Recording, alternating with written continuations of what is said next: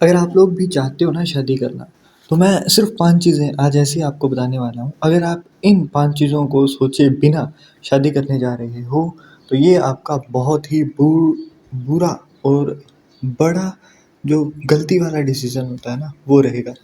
सबसे पहली चीज़, तुम्हें शादी करनी क्यों है? सोसाइटी को दिखाने के लिए, आपके पेरेंट्स कह रहे हैं इसलिए या फिर खुद के फ़ायदे के लिए? मतलब खुद को सपोर्ट चाहिए, खुद उस मुकाम पर आ चुके हो कि हाँ, अब तुम शादी कर सकते हो। मोस्टली लोग है ना, सोसाइटी कह रही है कि जी उम्र हो गई तुम्हारी, 24 साल हो गई, 25 साल हो गई, तो अब शादी कर लो। पेरेंट्स बोल रहे हैं कि जी शादी कर लो, है ना? तो चले जाते हैं जी शादी कर लेते हैं।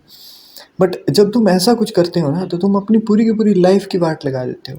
वो भी सिर्फ तुम्हारे पेरेंट्स के कहने पर, तुम्हारी सोसाइटी के कहने पर। देखो, शादी की ना कोई फिक्स एज नहीं होती है। लोगों को देखा होगा कि जो 24-25 साल की एज में शादी करते हैं, वो 30 तक जाते-जाते भी डिवोर्स केस फाइल कर देते हैं। कुछ लोग 30-35 की उम्र में शादी करते हैं और वो उनकी लॉन्ग लास्ट करती है ना? तो जब भी तुम्हें शादी करने का मन हो ना, तो एक चीज़ हमेशा याद रखना कि शादी दूसरों के लिए नहीं करनी है। दूसरे जहाँ कह रहे हैं, वहाँ नहीं करनी है। जहाँ भी तुम्हारी गट्स, तुम्हारी इनर जो वॉइस है ना, वो आ रही है कि हाँ, अब मुझे ये इंसान चाहिए, यहाँ पर मैं कर सकता हूँ, यहाँ पर मैं कंफर्टेबल हूँ, वहीं शादी की जाती है। क्योंकि at the end of story, अगर तुम अरेंज मैरिज कर रहे हो ना, तो भी लोगों ने एक टाइम के बाद अगर वर्कआउट नहीं किया, तो भी यही बोलेंगे कि सेटल तो हो गया, चल कोई नहीं देख ले। अगर डाइवोर्स केस फाइल हो गया, तो भी बात यही आएगी कि तुम्हारे भाग्य में लिखा हुआ था। और वो ना जो सिचुएशन होती है, वो कहीं ना कहीं तुम्हें मेंटली उस प्रेशर में डाल देगी, आइदर यू आर फीमेल और मेल, जो भी हो ना। जेंडर स्पेसिफिक ये चीज़ें नहीं होती हैं, अफेक्ट दोनों साइड से करेंगी। अगर तुम्हारा बच्चा होगा, तो वो भी इन चीज़ों को झेल करके ही बड़ा होगा। तो एक चीज़ याद रखना, सिर्फ दो जिंदगियां ही बर्बाद होती हैं। कहने की बात होती है कि फैमिलीज़ का कनेक्शन है, फैमिली से पहले दो जिंदगियों की बात होती है। और अगर तुमने कल को एक नई जिंदगी को पैदा कर दिया, तो उसकी भी बात होगी, है ना? तो ये 2 से 3 लोगों का ही खेल होता है सारा का सारा, और तुम्हारी दावेदारी भी उतनी ही होती है। तो हीरो बनने की कोशिश के अंदर ना, पेरेंट्स बोल रहे हैं जी, सोसाइटी बोल रही है, लोगों के कहने पर कर लोगे।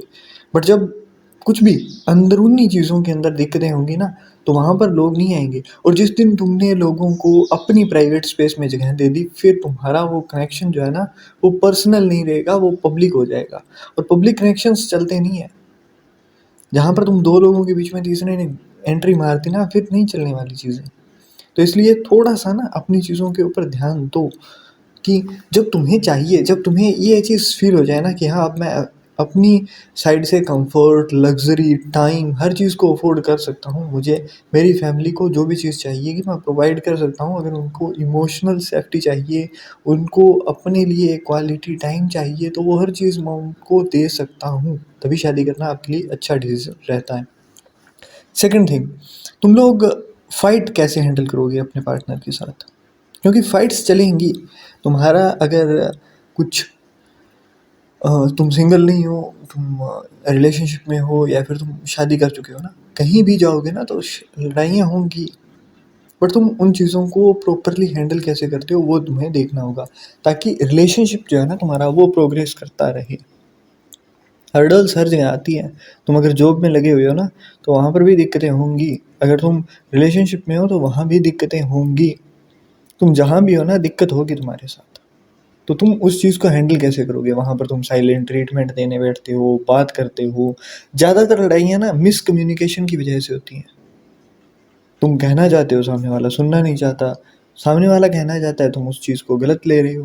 तो ये चीज़ें ना सॉर्ट आउट करना सीखोगे तुम तभी, जब तुम रिलेशनशिप में होते हो, और तभी तुम इन चीज़ों को अच्छे तरीके से हैंडल कर पाते हो। थर्ड थिंग, तुम्हारा अलाइनमेंट मनी और रिस्पॉन्सिबिलिटी के साथ कैसा है?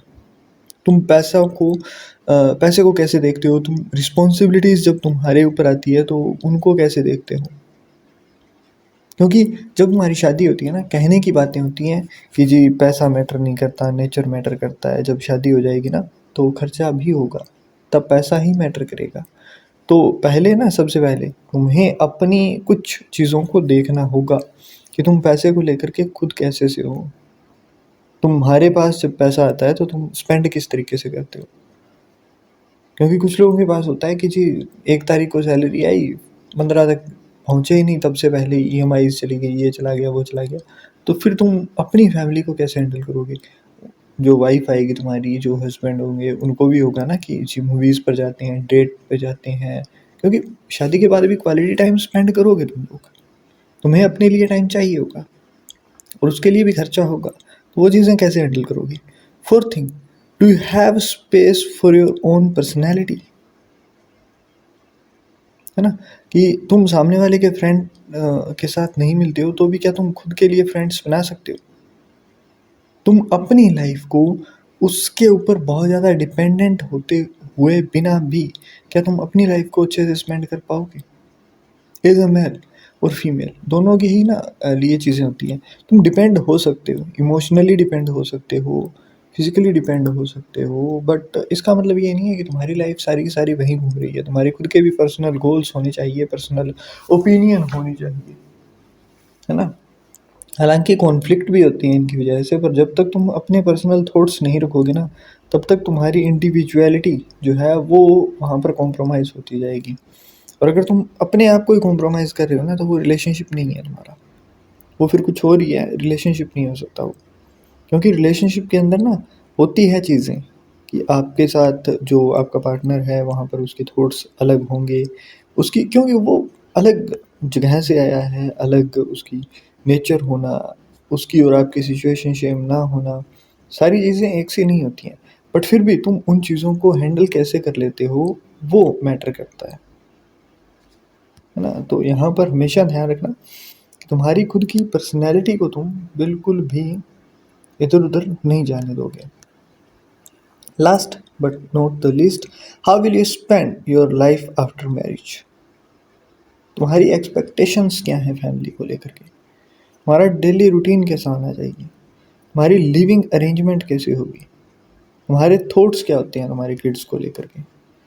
कुछ लोगों की ना लाइफ बचपन से ही बहुत ज़्यादा अच्छी नहीं निकली होती है, तो वो जब अपनी फैमिली प्लानिंग करते हैं तो उनको ये होता है कि जी मुझे कंफर्ट देना है, मुझे उनको एक अच्छा लाइफ़स्टाइल देना है। अगर तुम उन चीज़ों को लेकर के आज से ही काम कर रहे हो ना, तो हाँ, तुम अफ़ोर्ड कर सकते हो। बट अगर तुम आज तक खुद ही बच्चे बने बैठे हो, तुम्हारे पास पैसे आ जाते हैं, तुम उनको नहीं सँभाल पाते, तुम्हारे ऊपर कोई रिस्पॉन्सिबिलिटी आ जाती है, तुम उनको नहीं सँभाल पाते, किसी भी केओस के अंदर काम नहीं रह पाते हो, तो तुम्हारे लिए नहीं है अभी, है ना? कि तुम मैरिज को ऑप्ट करो।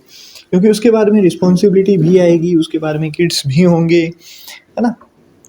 तो वो सारी चीज़ें होंगी। तो अगर उस टाइम पर तुम नहीं सँभाल पाए ना, तो वो एक बहुत बड़ा सेटबैक होगा तुम्हारी लाइफ़ का और हो सकता है तुम्हारी नेक्स्ट जनरेशन का भी। क्योंकि अगर तुम अच्छे पेरेंट नहीं हो ना, तो वो तुम्हारे बच्चे को एक ट्रॉमा दे देगा, जो कि नहीं होना चाहिए, है ना? तो जब तक तुम उन सारी चीज़ों को लेकर के हर चीज़ को फ़िगर आउट नहीं कर लेते हो, तब तक शादी को ऑप्ट मत करो।